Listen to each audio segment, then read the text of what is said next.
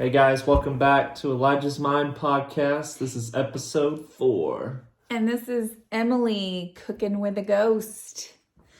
All right, guys. So today we're going to be talking about the ghouls of the night. So if any of you have any ghostly experiences, we want to know about them. But we're going to go into a creepy little time. And so lights out, wherever you're at. If you're by yourself, look over your shoulder. Here we go.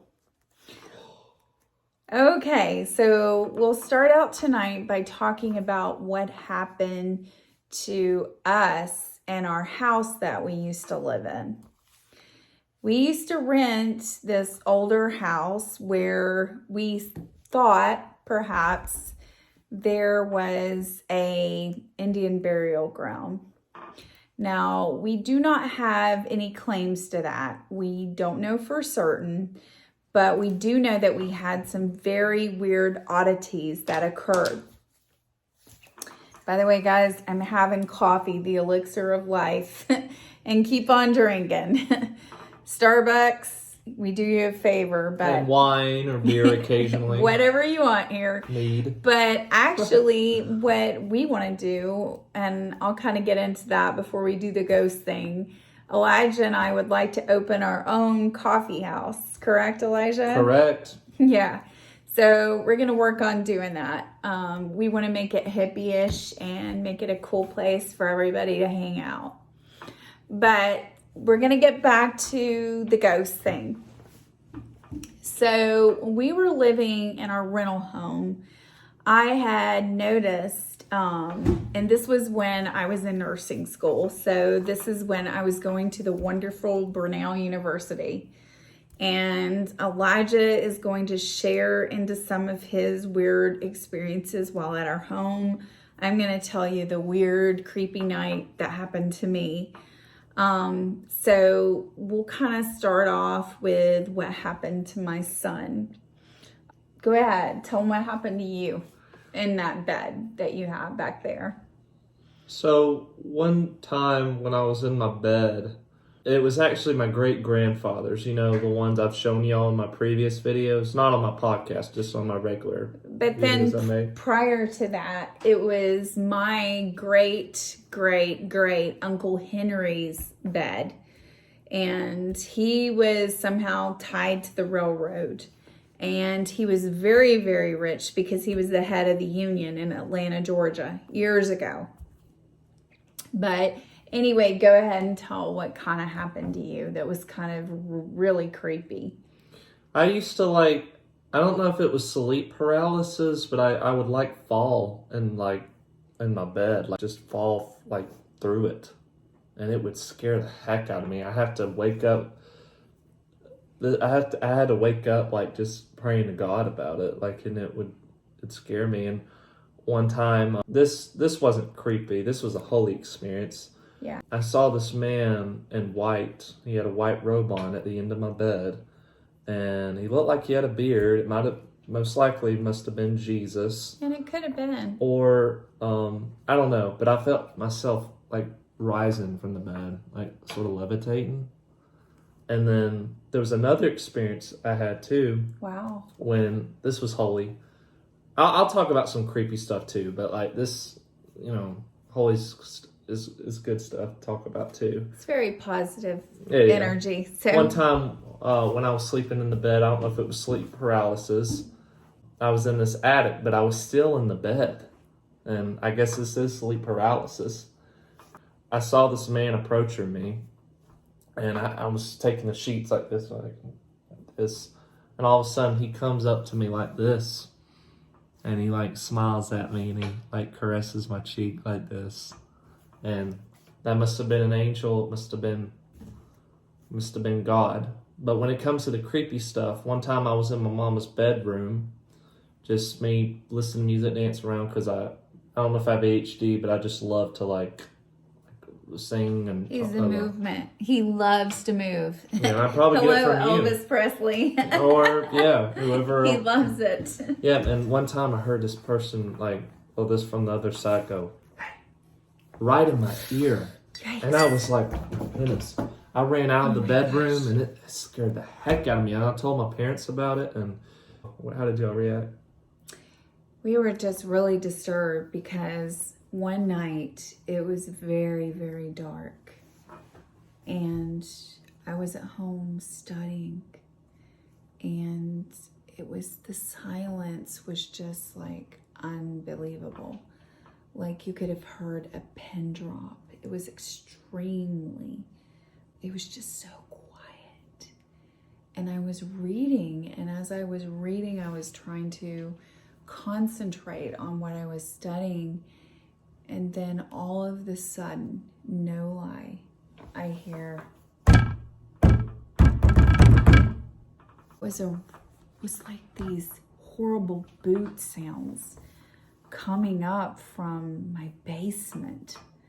And I always got the feeling in these chills that someone was watching me. But then I thought it was just me, so I kind of kept quiet. So my husband, when I wasn't at home, and by the way, I wasn't with anybody that night. Elijah, Chelsea, no one was at home. But then my husband, a few weeks later, he's at home by himself. And he hears that same noise of, and they're heavy boots. And so he doesn't tell me for a while.